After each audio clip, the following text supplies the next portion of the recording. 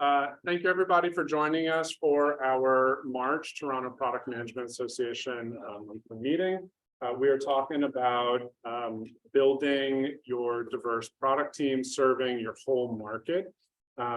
Very excited to be joined by an esteemed panel here. We will get to them in their introductions in just a moment. I would like to begin with a land acknowledgement. Pardon, I don't have this down pat yet. We acknowledge the land we're meeting on in this traditional territory of many nations, including the Mississauga of the Credit, the Anishinaabe, the Chippewa, and the Haudenosaunee, and the Wendat peoples, and is now home to many diverse First Nations, Inuit, and Métis people. We also acknowledge that Toronto is covered by Treaty 13 with the Mississauga of the Credit. And we also have a lot of people joining in from all over, which includes a lot of lands both in Toronto and beyond. I would like to give acknowledgement to our wonderful sponsors that help our vibrant product community, lots of products by product makers, for products makers, and others as well.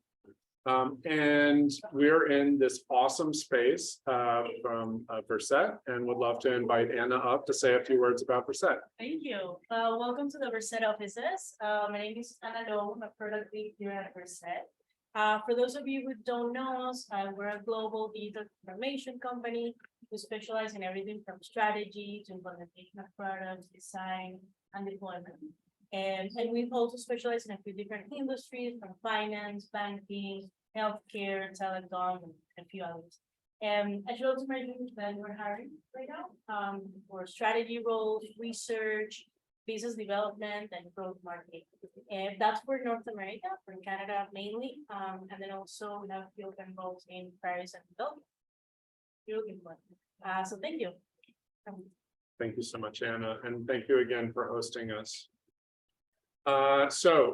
Important business. Toronto Product Management Association is a registered nonprofit. We hold an annual general meeting. This meeting is going to happen on June 13th. We will be closing off the year, going over financials, new board nominations, and a look back. Our current bylaws require 25% of our members in person or by proxy. So we made membership free in September, which had a wonderful effect. We got a tremendous amount of membership growth.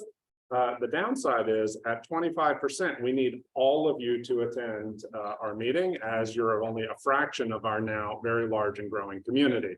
Hence the current bylaws part. We're trying to figure this whole thing out, but your participation would make it that much more awesome and easy.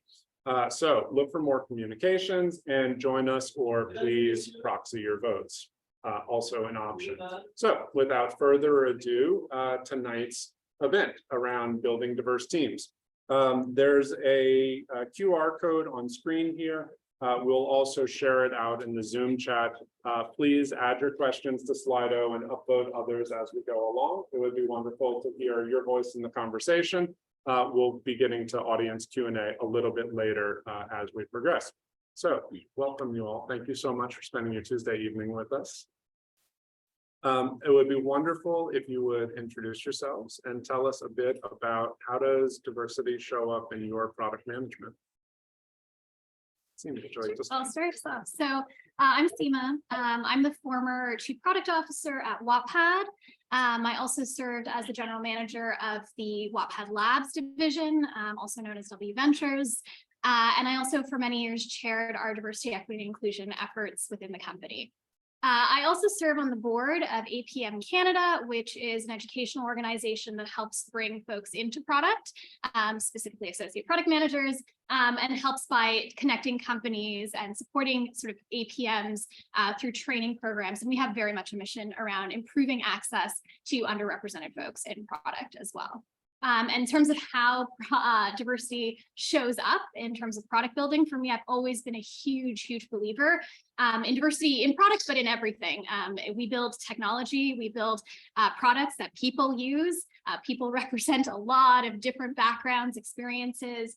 If the people building those products themselves are not diverse and representing different experiences and able to bring those things to bear in the work that they do, then we're not really going to build global sustainable products. So that's like a big part of my belief set. I also think that in the way the choices we make as product builders, there's a lot of ethical and moral and important choices that have very real implications on people's lives. And so bringing that into how we think about our decision making and being really responsible product leaders, I think is an important part of it. And I think DEI plays a role in that. Awesome, Seema. So my turn. My name is Francis. By way of introduction, I have been playing in this space for about a decade and a half. My specialization has been around healthcare and technologies around healthcare. I like to say I started on the good side of my friend's side, ended up in the dark side. Started off in emergency medicine and I found my way into building products and creating value. So today I describe myself as a business operator. I'm able to help an organization find where the value is, create that value and realize whatever the benefits are defined as. So in that capacity, I've led different product teams built from scratch, help companies go from 0 to 1.1 to 2 in terms of an exit. Just recently did an exit, which was a really good one. People did really well.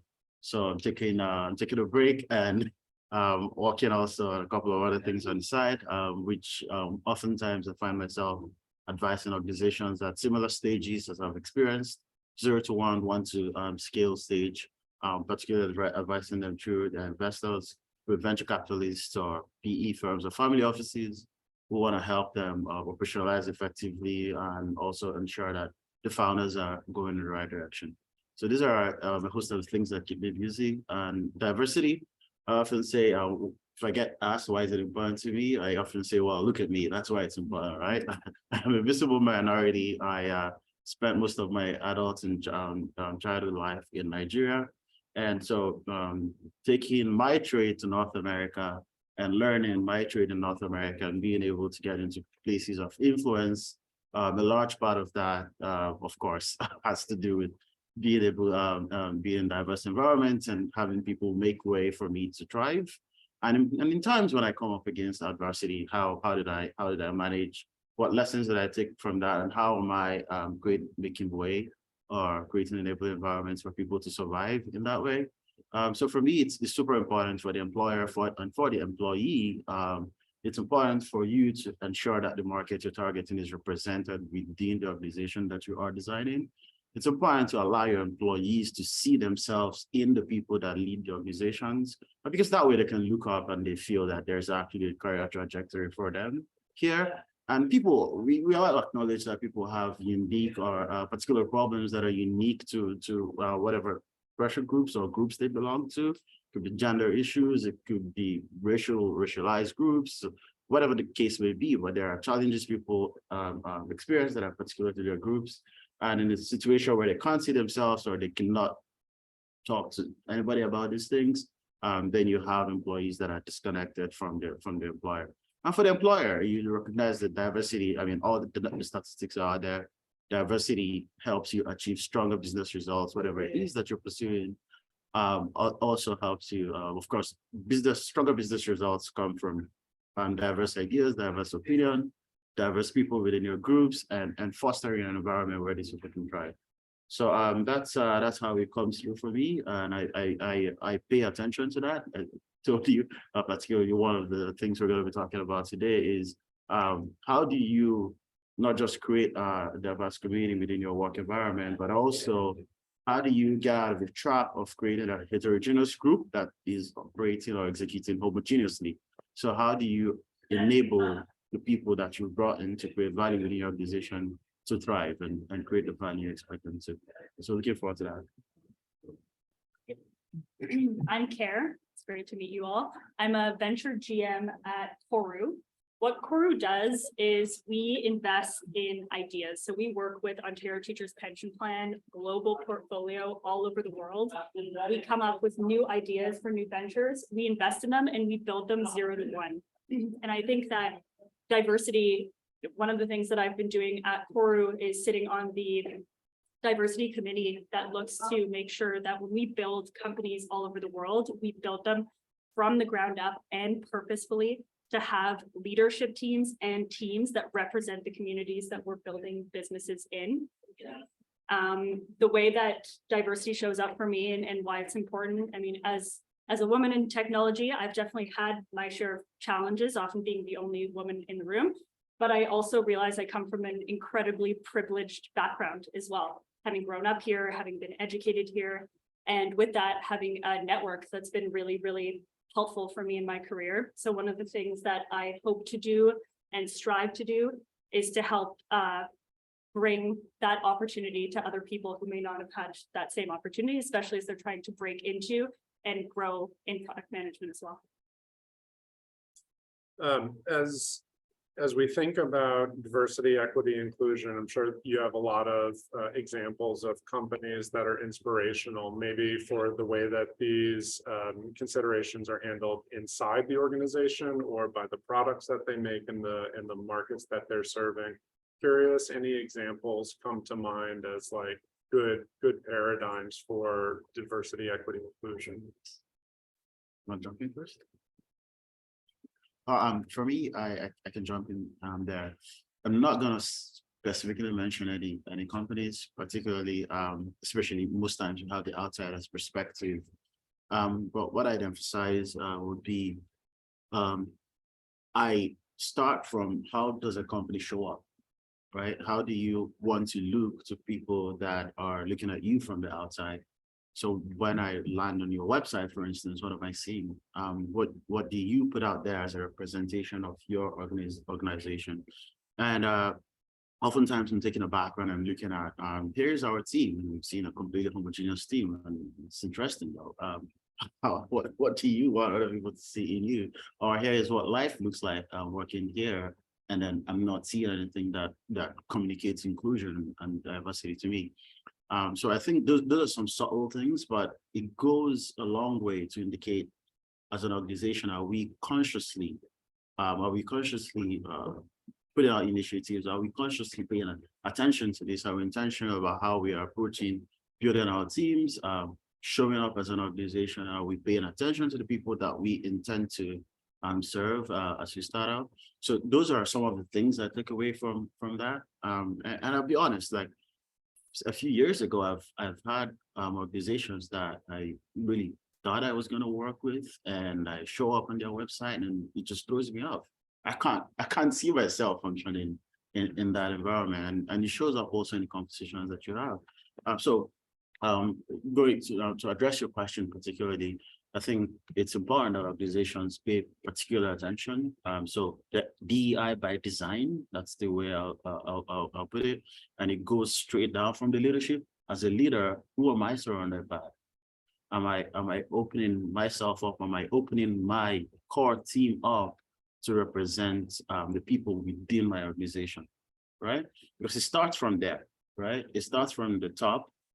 If I'm hiring within circles that I'm only familiar with, they will hire from circles that they are only familiar with. So who am I serving? How am I hiring? Who are the people on my team? And one might ask, what if I've got two friends and we've co-founded this venture and we've taken it to scale, and the team is fully stacked. What am I going to do? Well, there's still a lot of opportunities. You've got your board, and then you've got every other person that you bring in leadership capacity, and it trickles down, right? People would see a representation of that, and people will hire beyond your circles of convenience. Also, you need to ensure that your HR practice is not the one size fits all HR practice. This is how we do this or that, right? And I argue with the term culture fit. I don't know if anybody else likes that. I don't like to hear it. For me, it's culture add, right? This is our culture, and how are we going to augment our culture with other the perspectives of other people we intend to attract. And that's the way that I see it. So what's your HR practice like? How do you identify your culture? Is it in sync with an environment where people will thrive when their opinions or perspectives are diverse? And down to the individual contributors in your organization, are they able to see a representation of themselves in all the different cadres of leadership? Am I intentionally ensuring that people that express themselves in different ways have space to express themselves in that way? And we are humans, you can't check your emotions at the door when you turn up at work, you bring them with you, you bring your family, your community with you. So am I enabling them to be good representatives of their community and their emotions in our culture? So these are some of the ways that I will say an organization needs to ensure there's intentionality around DEI. One thing I think is really interesting is some technology companies are starting to pop up that are focused on DE&I in themselves. And I think to your point, Francis, that you mentioned around, you can't just build diverse teams, but you need to build inclusive teams that allow diversity of thought and diversity of working styles and things like that to flourish.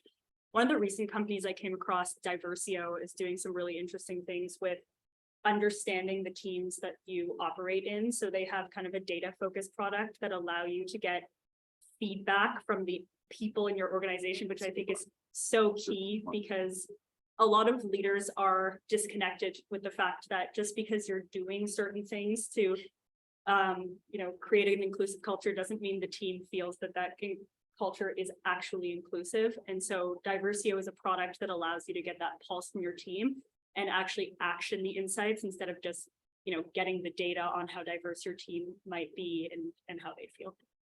Another one that I really like, people familiar with Tracy Chow? Some people know who Tracy Chow is. She has a company called Block Party. It's awesome.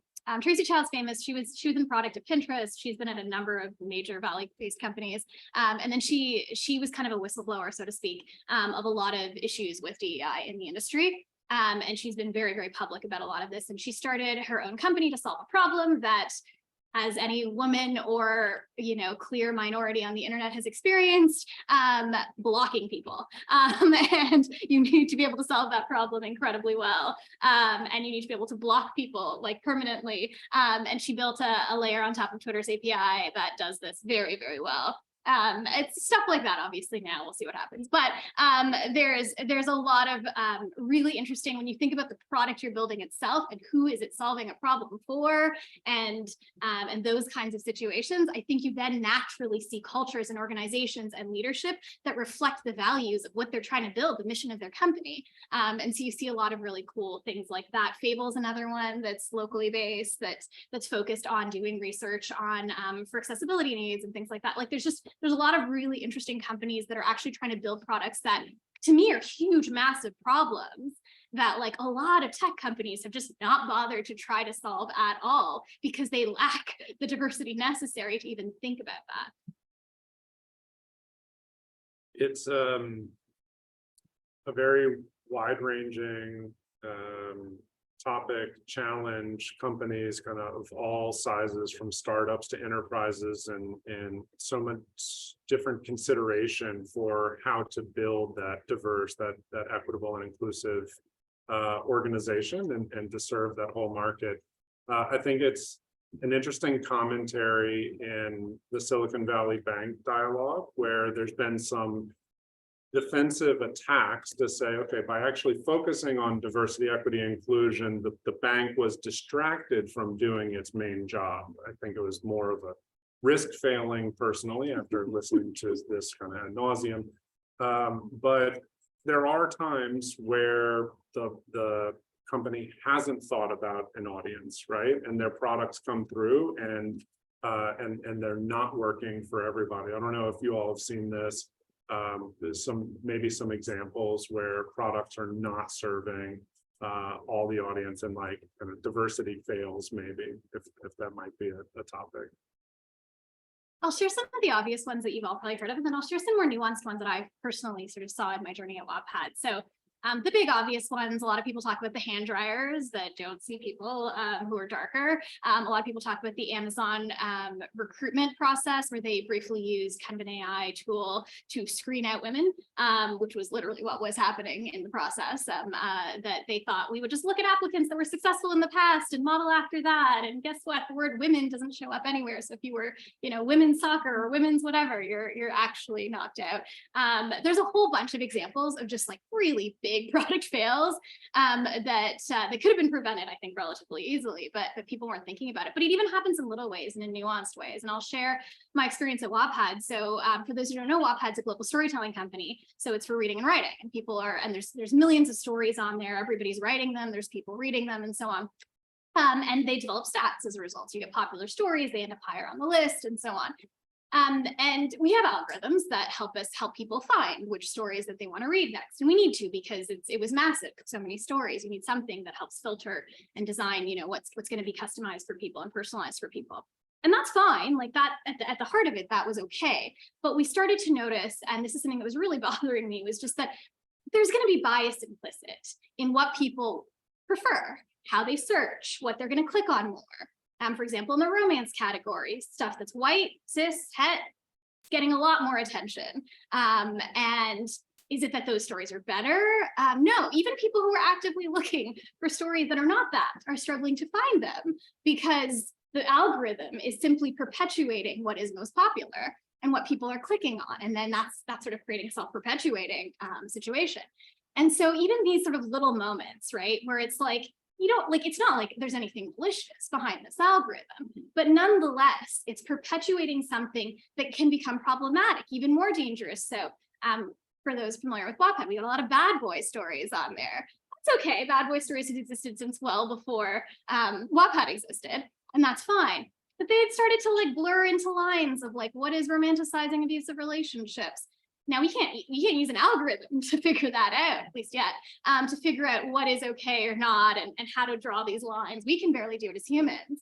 And so how do we think about the fact that these algorithms are going to promote this stuff so heavily, and then create a culture of people who didn't even think these things now thinking, well, that's what people like, so that must be my ideal view of what romance is supposed to be like, or whatever it might be. These are very, very nuanced cases. So we actually hired a company.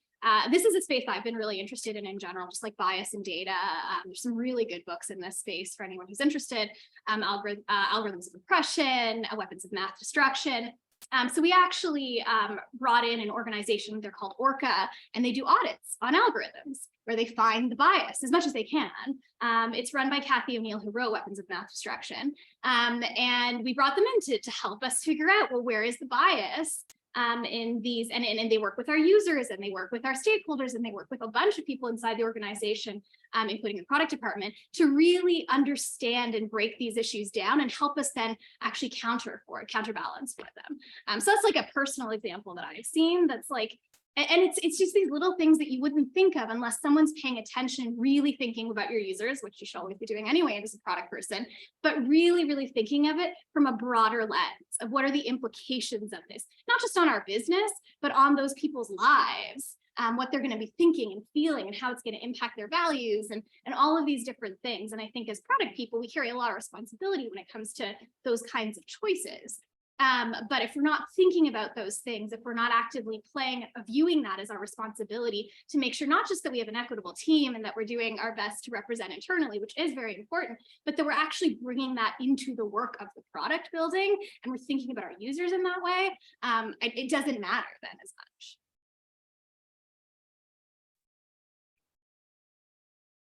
I can also give a personal example of when I was at Touch Bistro. So at Touch Bistro, and I think a lot of companies who are B2B or B2C SaaS companies that you're built to scale and to have high margins, make quick decisions, both when it comes to hiring and to building products when you're looking to scale. So this comes into play when people try to balance speed with other things that are probably equally as important, which is taking the time to understand your customers and the team that you're hiring and things like that. So when we went to scale into international markets, and I think this mistake has been made with many companies, is you make assumptions that your users in those international markets are in many ways the same as your users in your core market. And so product internationalization is often looking at, okay, how do we localize tax and currency and language and things like that, and not so much the full scale end-to-end service design that you often need to change to serve those customers really, really well. And so with the example with Touch Bistro, our customers are small business restaurants. And if you go into a new market, small business restaurants are very, very different. Both the consumers that needed those restaurants and the restaurant owners themselves who were the customers. This is a very specific example, but we sort of tried to develop a playbook for going into a new market. And one of our biggest international markets was Mexico. And in Mexico, we went in with the assumption of, okay, we get a couple of good first customers, we create customer stories, we do these videos, we build customers around them. And when we started talking to these restaurant owners in Mexico, it became apparent that restaurant owners in Mexico do not want to be in any videos because in this specific case, there are cartel issues at play where they don't want to be promoting who is the owner of the restaurant. And so that learning was so critical for us, just rethinking really, how do we take the time to understand this customer base and then properly launch? And I think that the big learning for me there is that to really properly enter new global markets and serve new global customers, you need to be a little bit not scalable in the beginning and take the time to go on site, understand the customers, do the user research with those specific customers, build from there and scale from there.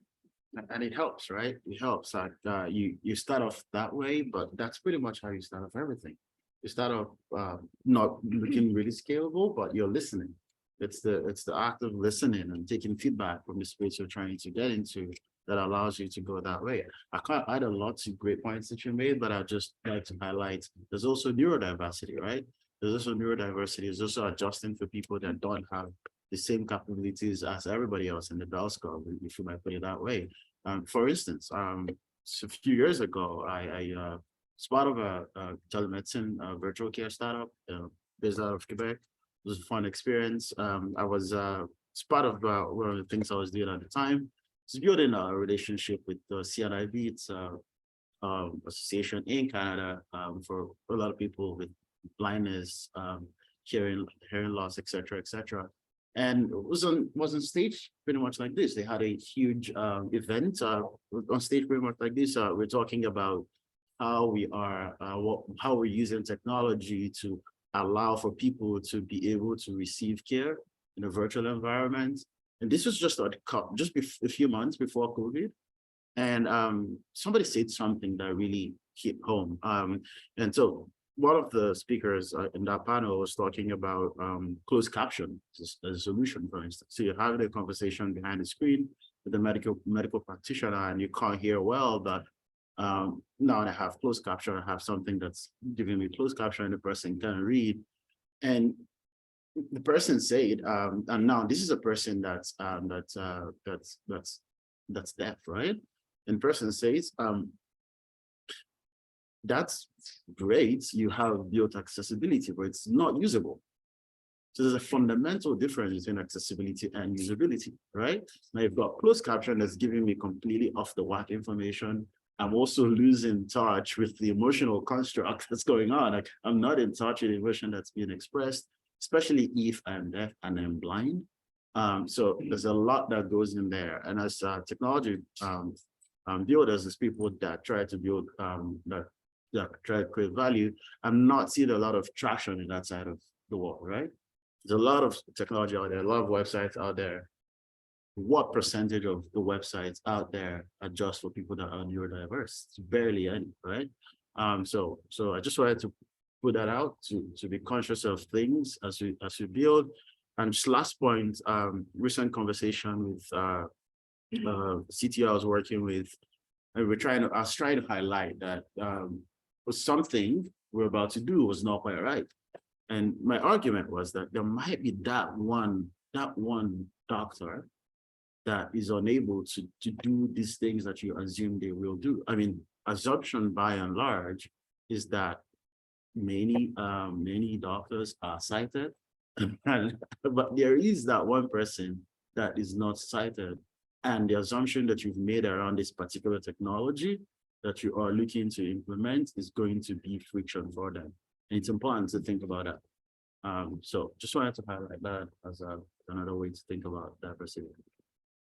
Yeah, there's so many considerations to take into factor. And I can recall an example of someone on my team did an analysis, and we were working on a webinar product and said, closed captioning isn't maybe the best business decision to go after right now. And okay, but we're going to put principles down on the table and we'll say, okay, but this is going to remain near the top and we're going to figure out how to do this because this isn't an optional feature that we're going to come on, right? Everybody needs to be able to be served.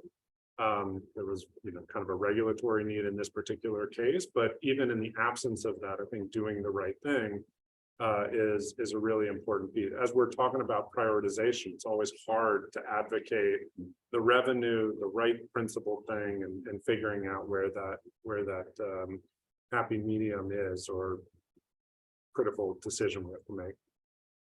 So, Kara, I think you had started to touch on this a little bit in your response, but like evolution of practice, whether it's in the product research or the go-to-market or so forth, I think as we get a broader consciousness, awareness to these issues, the topics, the neurodiversity may be a new topic for some folks in the room. What changes about our practice in consideration of this diversity? I'll jump in on this. So I think there's a bunch of different areas. So one I'll talk about is the idea of the typical user, or like normal as a concept is a very problematic thing in anti-oppression practices. But it's very real in terms of how people think and how it's shaped a lot of people's perceptions. And even as product people, we talk a lot about understanding our users in sort of like, well, this is the typical path, or this is the typical user type, or this is the whatever, and you build a lot for that because you're trying to optimize for, the most common scenario. And therefore, you're going to build around that because that's a high priority item, right? But I think that we've all oversimplified what the heck, this typical or normal even is. Because when you really get into it, and you all know from talking to our users, when you talk to them on a regular basis, you realize that like that path that you draw of like, this is the typical, no one actually follows that path. That like, there's pieces of it that lots of different people will follow, or there's characteristics that certain people will share and so on. And there's a lot you can pull from it. But when you try to design for or build for this sort of one common user type, and you talk about anything else as an edge case, even that term edge case, I used to use it all the time. What are you saying when you're saying edge case? What does that mean? What have you centered? What is not centered in the context of that framing? And this is for me, my own journey and my own learning too, by the way. Like I'm a big believer in the whole like progress, not perfection. And I am constantly learning on this type of stuff. But for me, it's a lot of like reshaping how. It doesn't mean that we can't make decisions and prioritize. We obviously have to. We have to make choices about what fits into any given sprint. But it means that the way that the tools and the methodologies we've been using need to evolve with our own learning and thinking, so that we're not necessarily thinking of it as, okay, these are the 2 or 3 common user types and here's some edge cases. We're thinking of it much more as, okay, this is the set of sort of jobs to be done or whatever that we're trying to solve for. And this is what diversity of what those people could look like who are actually falling into these groups that we need to consider. And don't think of these as edge cases. Think of these as sort of who we need to consider. And you still have to make your choices. You'll still have to prioritize like in anything. And it's hard. It's a very real challenge of how to think about sort of pitting revenue-based drivers against often DEIs, which I do fundamentally believe drive revenue in the long run, but it's a time challenge of like it isn't always, and in the short term it can be a straight up pitting these two things against each other and having to really navigate and balance those pieces.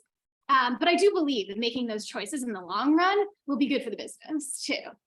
You should still do them either way because they're the right thing to do. But I do believe they will be good for the business. But those are some of the, for me, when I think about methodology and product practice that's shifted in my own mind, I've changed a lot of how I think about user groupings, how I think about the old edge case idea, how I think about even things like A/B testing, which I'm such a numbers person that I loved A/B testing and being in consumer B2C, like A/B testing, like this is how you learn so much, and not anti A/B testing, but I've really started to reframe and think about when the user doesn't know certain things are happening to them, who is impacted by this, who wins, who benefits, who could potentially be harmed, what is right or wrong about what you're doing here. Now, sometimes the changes are so innate that it's kind of irrelevant, but sometimes there is very real implications to what you could be A/B testing that could actually, and you're not telling the user that you're doing this to them. What does this mean? Who is consented to be part of this or not? And if you can think, and if you think through cases of this that's actually harmful to certain people, often the most marginalized, what does that mean about how you need to change your practices and how you think about doing data collection as well? I don't have the answers, but this is sort of for me where I'm starting to shift my own thinking around the practice.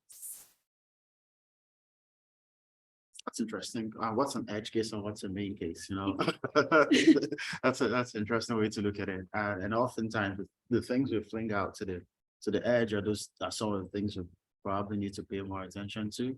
And I mean, well, put up people that assume in the room. Just ask yourself, how often are you actually thinking through that which you've called an edge case? How often are you thinking about who's actually impacted? And by the way, we've all got your personas. Which of your personas is Jane, who's not cited? There's nobody in the room, for sure, has a persona who is neurodiverse. So these are some of the things that for me, I particularly pay attention to. And I think that some of these things have to actually be almost like codified. Like I am all for let's take some of a given set of these things, at least an acceptable set of these things, and make it a given. Like for instance, AYODA, right? If you are looking to build a website or build a service, you have to pay particular attention to color schemes, fonts, etc., etc. So let's make these standards so that they are not in competition with, at least not directly in competition with revenue choices or business choices. So when they are central, then we were liberated to bother about some other things, right? So that's one thing I'm all for, particularly. I believe that there's still some broadening that can be done there, so that also accommodates some other things beyond neurodiversity to diversity, et cetera, et cetera. But besides that, for me, my practice, and it's been a part of me for ever since it dawned on me that, oh, now I'm operating in an environment where everybody does not look, think, or feel like me, and I'm also a minority in the room. And how am I impacted? How do I feel? And how do I ensure that I am empowering other people to feel better than I do sometimes? And so one of the core things is that I make sure that I allow for cultural diversity in my head. It's important to start from yourself, right? How do are you in touch with how everybody else in the room is likely to express given the differences amongst themselves? And when as a person, you're often listening and trying to solicit ideas from people, solicit thoughts from people, create things from people around you, right? You're not the generator of ideas, you're the curator of ideas, you're the pipeline through which things flow and create value, right? So how are you ensuring that everybody feels heard? And everybody not feels heard, actually, I'd scrap that. Everybody is heard, right? How do you ensure that you are allowing space for people to speak up and express in the way they know how to express within your teams? So how are you, for instance, you're already design thinking sprint or whatever it is that you're doing, you've got people in the room. How are you making space to ensure that their ideas are captured in the best way that they can be captured?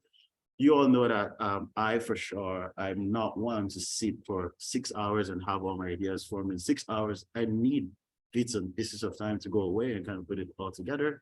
Some people can go on a long haul. Call it whatever you may. There are people that are different in different ways. So how are you ensuring that the environment in which people are creating ideas or creating value accommodates for the different perspectives that they have and different ways that they can function? So as a practice for myself, I make sure of that. I pay particular attention to who's speaking and who's not speaking in the room, and I make space for that person who's not speaking. I'm very picky on people that speak over other people because I do stop them and I say, no, I want to hear what you have to say. Great point, but I want to hear what you have to say. So these are some things that I intentionally do to ensure that people around me are able to function effectively. And within the operations itself, I bake in, like I say, my operations by design has to allow for diversity to occur, right? My design has, my operations has to allow for diversity to occur, down to the people that we hire and our hiring practices, how we hire people, where we source for talent. So broadly speaking, I pay a lot of attention to these types of things. And I think I continue to evolve, really. I continue to evolve as I continue to learn and observe around me. But my fundamental thing is that with the fact that I'm intentional about it is what makes all the difference. It's not diversity by accident for me. It's intentional. And so my encouragement for folks is to, it's not going to be the HR person's random initiative in one corner. It's not what it is. It starts with each individual. You have to show and demonstrate in the way that you operate within your function in the business and broadly. You have to show that you are intentional about allowing for other people to express and allowing for other perspectives to thrive. And then you have to also ensure that you actually exhibit this, you live this, and you actually do what you preach, right? And so that for me is a pretty good part. Thoughts, Karen? The only thing that I would add is that, Seema, to your point around frameworks and processes and product that we've just had ingrained in the way that we work, edge cases, A/B testing, beta testing processes, things like that. I think we need to be more agile, for product people who promote agile. Sometimes we're not agile in our own ways of working. And I'm not a huge fan as someone who works more in 0 to 1 on frameworks. And I think some of the frameworks that we do use lead themselves to having less diverse methodologies in terms of the customers we're talking to and things like that. So if you have a process that's meant to help fuel faster and smoother product management, like having, your same 5 beta customers that you always speak to, well, then you're building and testing for those same 5 beta customers over time, even as your audience is changing and evolving. And so I think that would be the one thing I would add is that I think we're having good conversations in a lot of product teams around this, but we're not doing enough in evolving and changing the way that we work to make sure that we're building products for diverse audiences. I think there's a tension in some of the comments that y'all have made, and I certainly have felt this as a product maker, where how you could get to a comprehensive sample and you don't have the time to do it. Or if you were to do this, you would sacrifice some other activity, which you would be prioritizing this investment in. As a product maker, I think I always feel this lack of time to do everything as well as we're able to.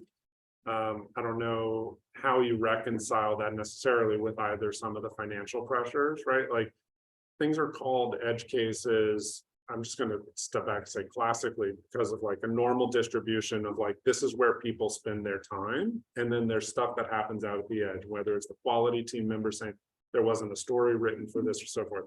I think your point was very well made about the archetypal language and audiences not being well considered. But there's a lot of tension in trying to serve this whole market. I want to come from products and think a little bit more about the teams for a few minutes. So Francis, you were talking about not only like building a team, but building a culture and environment that is more diverse, that is more heterogeneous in nature.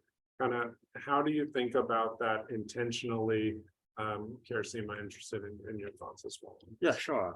So like I said earlier, it's a few things, right? And I have seen a lot of examples of teams that are fairly heterogeneous, looking at the team visibly in every way, but operationally very homogeneous. And my question to myself, why? Like, why are things that way? Why are ideas all fitting in the same exact box? Like, why? How are these people operating in this way, right? And I mean, I think you also highlighted a few things that some of the pressures that we all face, because in all honesty, for a lot of the things that we would like to do, sometimes you find that there are a few levels of abstraction before you can show business value for that particular initiative. I often task myself to say, well, you got to go deeper. And what we are not doing enough is going out and finding enough samples within the market we intend to serve of the people that you are looking to build for. And particularly not like those people you would have thrown to this corner as the edge case folks. Why don't you intentionally find a good enough sample of them such that it makes business sense? So if you are, it's a research bias in every sense of it, right? If I'm looking to build a product and I go out and I sample 10 folks. And again, I'm just stressing on this. I'm not saying it's the only thing that exists out there, but I go sample 10 folks and all those 10 folks are cited, for instance. I am going to consider everything that goes beyond building that product for sighted people as an edge case because it does not represent the main case in my sample, right? However, have I intentionally looked for that person that's non-sighted and then look for examples of it will shock you the number of people that you will discover you need to also be considering. And then when you make that discovery, then you can tie that back to business results, right? Then you can build a case around that.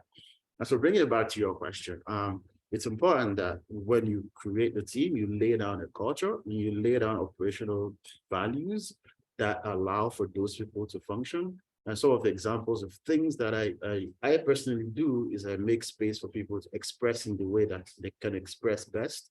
I've been privileged to have built or led teams that have people from almost every ethnic background you can think about. And it's always shocking to be in a room with people from different parts of the world in a room. And it's always shocking to see how everybody is expressing extremely differently. and how often, for instance, I come from a culture that's super direct, and the directness of the way that we communicate may be perceived as abrasive or aggressive for someone from a different culture. And so how am I able to create an environment for a person like me to express comfortably and for the next person to not perceive that as aggressive or abrasive and just take that as the communication that exists, right? And so how are you creating an environment that allows for that to happen? And I've also seen people that come from a culture where communication, unless you specifically call their name, they will not really communicate. It's not a personality trait, it's a cultural trait. And I know people from those cultures. So it's important that when you, in your hiring process, that you recognize that this person is the way, is expressing the way they're expressing because this is who they are, and have objective ways to actually test or confirm the things you need for them when you hire them. And then within your team, in order to allow that diversity to be added to your team to thrive, you would have to ensure that you go close enough. Listening is a big one, right? You have to go close enough. You have to understand your employee, your colleague, and understand to make room within your team for them to be able to function. So if they are unlikely to put their ideas first out, unless you have explicitly referred to them, then more often than not refer to them. If they are more likely to, if they are less likely, for instance, to engage directly or to speak up for something they believe or do not believe in public, then make space to engage them personally, to understand their ideas, and then bring that to the center of the table so that everybody else understands where this is coming from, so they are not lost in the mix of things. So these are some of the things that I think are critical. And operationally, I mean, across the business, again, I'd like to stress that this starts from the top. It really starts from the top. A lot of frustrations you'd find in people that want to see better, you want to call it DEI initiatives or DEI practices within their business, stems from the fact that there's no buy-in at the very top, right? There has to be buy-in at the very top. The person at the very top needs to see this as a business moat and not just the one other thing that we do, because it is indeed a business moat. It allows you, it broadens your talent pool, right? You're no longer hiring from a limited talent pool. Now you can hire from a broader pool of people. And also, they are attracted to work for an organization like yours because they see themselves in your organization. They see examples of who they would like to be in your organization. So broadens your talent pool. It has to be a business moat. This is how we do business here, so that people within the organization understand and respect that thought process And they in themselves take time on their own to learn themselves how to make space within their teams for these things to occur. In the absence of that, not a lot of success, right? For me, this is my line of thought. What I wanted to call out particularly, how do you build heterogeneous teams that thrive and generate heterogeneous business ideas that impact your business results strongly? Yeah. Awesome. And have you all seen this similarly? Have you been deliberate in this approach? Yeah, I think one of the interesting things that we implemented at Koru that I think works really well in bringing people in is we do a norming exercise when people join. And we also do it when we build new ventures with the people coming into those ventures as well. And that's just to give everyone the opportunity to talk about, if there's someone that needs to take a few hours before they're going to speak up about something, if they need to think about something alone, or if they like to think about it and bounce, back and forth, if they're going to prefer to present or prefer to one-on-one, because I think to your point, business as usual basically allows that people who are louder and who feel comfortable expressing themselves and all the reasons why they might have that because they've been given the space and things like that, they're the ones that get promoted and then they end up at the top and it just continues that way. And so I think leaders need to be extremely deliberate when you're bringing people in to make it very clear that there is a path to promotion, even if you are not going to typically show the same leadership traits that we might traditionally think are traits that would make someone a good leader, for example. What really resonated, Chris, is what you said was at the top. It has to be supported at the very, very top. And that might be hard because obviously you might not have the influence to be able to change that. But it is everything I've seen really comes down to when you have to make those tough prioritization decisions at the highest level, at the most senior level in an organization. What is the CEO or equivalent going to say? What are they going to do? What choices are they going to make when it comes to those trade-offs? It's not all, it doesn't have to always be choose the DEI anti-oppression answer necessarily, but it has to be, how do they think about it? How do they approach it? What do they really value and care about? Who will they listen to? All of these things matter so much. And so things that I pay a lot of attention to is if the organization has a head of DEI or something like that, not that all organizations do, but if they have that, does that person report into the CEO or the equivalent? Or is that person into HR? Nothing against HR, but it tells me a very different thing about the way that business thinks about DEI. The things that I would also look for is, and one thing we did at Wattpad that I thought was reasonably successful and was advice I got a long time ago that has stuck with me is focus on the most systemic things that create the biggest discrimination issues. A lot of organizations will do things like bias training and things like that. Not that there's anything wrong per se with bias training, but that is like a tiny fraction of how we think about systemic change from an anti-oppression lens. And if you just do that in isolation, I actually think it does nothing. There's been some statistics to say it might actually create some issues if you do it purely in isolation. My belief is start with the thing that people are going to get that are creating the most, I guess, unfairness and equity issues for them, which is pay, promotions, career progression in general, all of those kinds of things, because that defines who gets to the leadership team. That defines who gets a vote on important business decisions. And if you can start, and it's a process, but the thing that we did was we created a transparent promotion process. We weren't that big when we did this, we were maybe 100 people. And we introduced things like as career ladders or skills matrices, which you see at a lot of organizations now. Make it clear what the expectations at each level are that everyone can equally see and understand. Use that in performance reviews and any other conversations about career progression so that it's objective and everyone's looking at the same thing. It's more objective, it's never purely objective. These are the kinds of things that give, and then tie your promotion process to that. What we did is we had a twice a year, people could apply for promotion. It's always going to be June and December is when people were going to apply, and those promotions would always get announced July and January. They would follow a very specific process, outline what that process is. There's a template, you fill this out to apply. Here's what, if there's accessibility issues, here's the other approaches to how we can do that.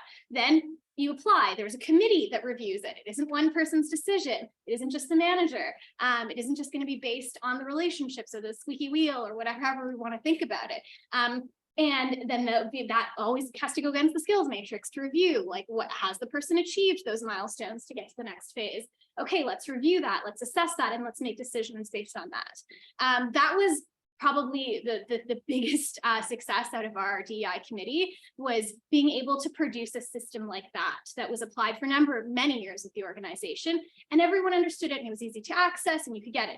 It wasn't perfect. We had some work to do on refining all kinds of pieces of it, but it was something that allowed us, and then you have salary bands that tie to those levels so that it's very, very clear. And then you audit your salary bands. Let's look to see at everybody who has this title, what the distribution curve is within that range. And let's look by race, and let's look by gender, and let's look by whatever other data we had, to be able to see what is the mean and median across of those. Are we seeing differences? Let's look at those things across the entire organization. Those are the kinds of things that force accountability on ourselves. And then let's publish at least some of that data externally to really hold ourselves accountable, to push ourselves on those kinds of things. But you will never be able to implement those kinds of things if the person at the very top doesn't want to do it, or is afraid of it. And there's a lot of reasons that they might be afraid of it, and I get that. But if they don't believe in it, and if they don't want to see those kinds of changes, then it can't happen. And those are the kinds of things that, when it comes to DEI committees and various things, and people are doing great work and bringing really amazing, interesting ideas to the table. But if the person at the top isn't willing to fight for, and this is what I've always said, if anyone's going to have any sort of DEI responsibilities, like, will you stand in front of the train for this? Because if you won't, if you're not willing to put your career on the line for these kinds of moments, then you're not I'm talking from a very extreme power and privilege that you would be in that position. But if you're not willing to use your power and privilege in those situations, then the organization's not ready for it, truly. And there'll be some good things. There might be some, grassroots efforts. There might be some ERGs, things like that. And those will still provide value. It's not to say that they're not going to be helpful to people, but you're not going to see that same level of true value from the diversity. You're not going to, you might see a lot of tokenization, but you might not see a ton of the heterogeneous ideas really helping move the business forward. This has been an incredible discussion, and we are a little bit behind on our questions. We are going to go to our audience for their questions. I will read these out for you all, for those that don't have 180 head spin abilities. So give me 1 second here. So if and what I will ask is, let's speed run a few of these. We're going to wrap up in just a few minutes. If product teams want to be diverse, then why do recruiters still ask for Canadian experience for seasoned PMs who have worked on bigger problems and audiences? Great question. Interesting. I was just talking to somebody in this room. I forget his name now. He just moved to Canada a couple of months ago, and he works for a company in the crypto space, crypto fintech space, and because I think in that way, I saw massive value in what he's doing, because he's working at his senior PM on an application, and immediately he tells me, "Oh, I'm working crypto fintech company based in India." I'm like, "Holy shit, how many users do you have?" And it's like 21 million. The scale is massive. Now, why am I asking this person about Canadian experience in Canada when it's going to be dealing with 200,000 users or whatever, right? Like, it's a different way to think about things, right? And so when you have people from different places in front of you, it's critical to stick away those frameworks, the stereotypes in your mind, and appreciate that they bring something that is unique in that way. So for me, I've hired a lot of people. I've never cared or asked anybody about their Canadian experience. I just dig into what types of problems have you tackled that are akin to the ones I'm beginning to tackle, so that you can help me get to where I need to go. I've seen this come up over and over so often. I've worked with a few different organizations that pair people in product, people in tech with newcomers coming from a lot of different countries all over the world. And this comes up all the time, that people are interviewing for months and they have extremely impressive resumes, MBAs, like just great experience. And this keeps coming up. And I think one of the things that needs to change in the industry, because we do use recruiters a lot to hire, is being really conscious and deliberate in the partnerships that we create for hiring. And so choosing recruiters, and we have at Koru, for example, fired or stopped working with recruiters that specifically weren't willing to partner with us on DE&I and be open to changing the way that they screen candidates, that they look at resumes and things like that. So something that definitely needs to improve. And if you are a PM or a product leader in an organization, make sure you're having the conversation with the hiring managers and the HR people, the recruiters you're working with, whether internal or external, about this question, to be like, hey, in a gentle way, in an education-based way, but in a way of like, hey, I hope, like, are we asking this question? So I just want to be careful because this can be discriminatory, and here's other things that actually matter to us, and here's how we can get at that, and things like that.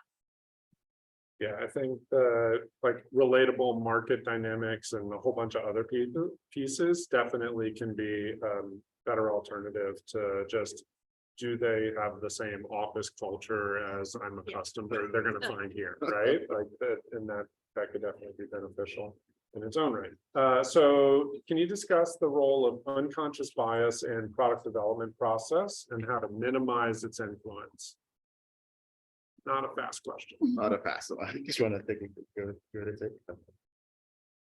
I think a lot of what we were talking about earlier is really making sure that in our processes of where we do get our feedback from customers, from the market, things like that, being very deliberate and working that into your team, bringing it up as a team on, for example, depending what company you're in, but you know, if you're working on a B2C product, you may work with recruitment firms to find consumers that you do testing with, making sure that those vendors are actually looking for diverse audiences and things like that. So going even beyond your own practices, but thinking through the whole ecosystem of how you get feedback into your product, I think is key for removing unconscious biases as well.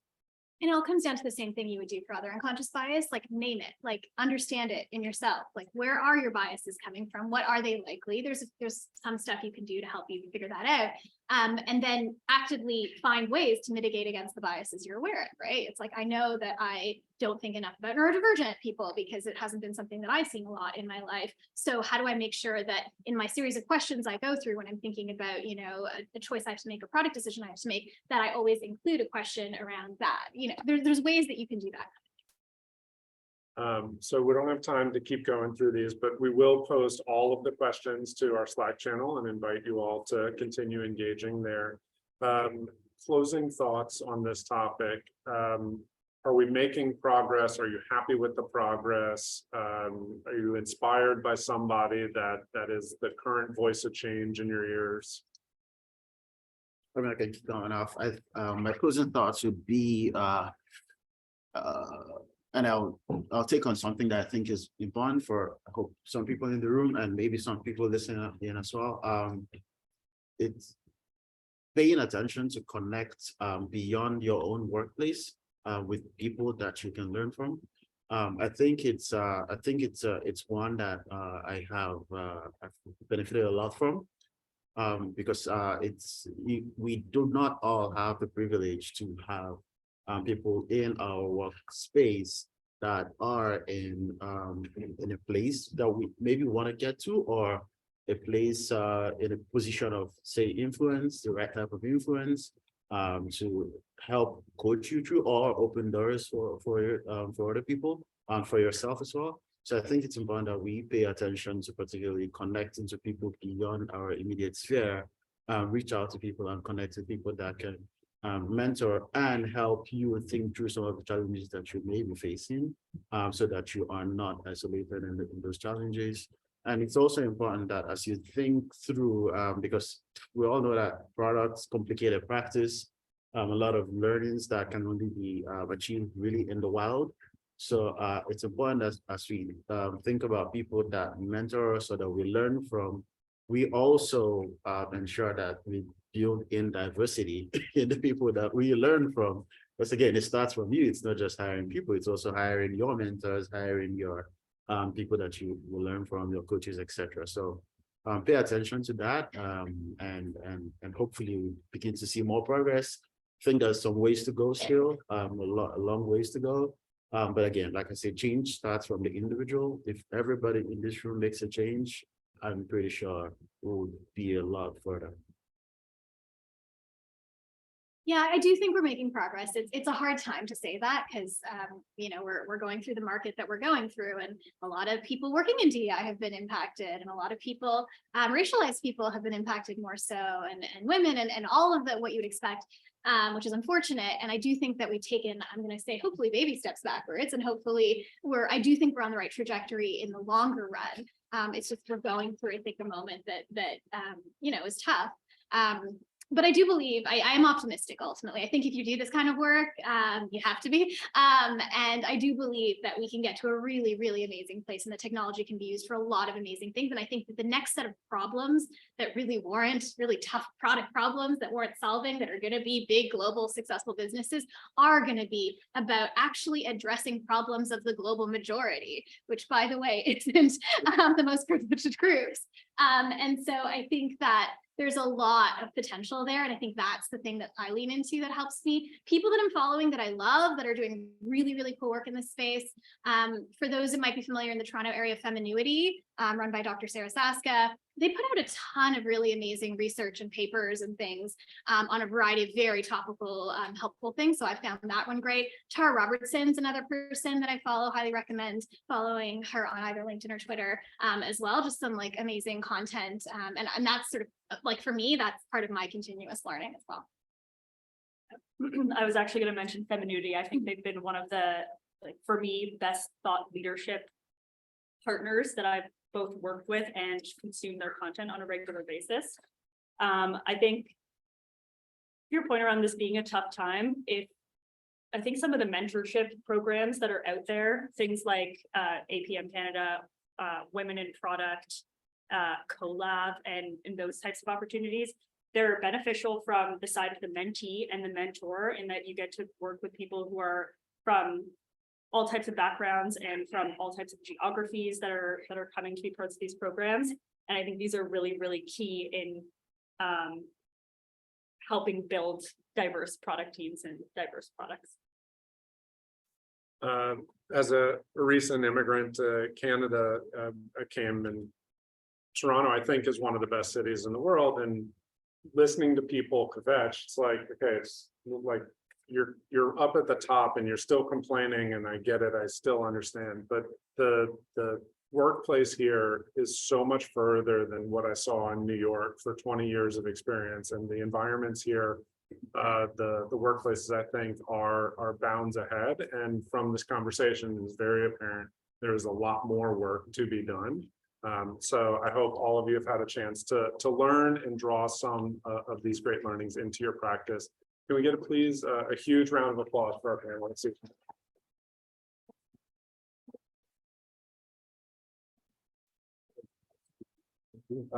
So for next month, we're going to be talking about seasonal products. In May, we're going to talk about financial acumen and rigor in product management. And then, as mentioned earlier, June will be our annual general meeting. This is a little bit of a tease. I know blogs are very like 20 years ago, but we are introducing a blog because our blog is going to be different and better and have tons of amazing educational content on it. So, you know, are you ready and looking for your promotion? Read this first. We would love guest authors. So if anyone is interested, inspired by this idea, please reach out, info@tpma.com. Or .ca, excuse me, tpma.ca. We would love to hear from you all and to have your voices highlighted and featured. Thank you again to Verset and to our panel. One more huge round of applause for our panel. And at this point, we will say goodbye to everybody online.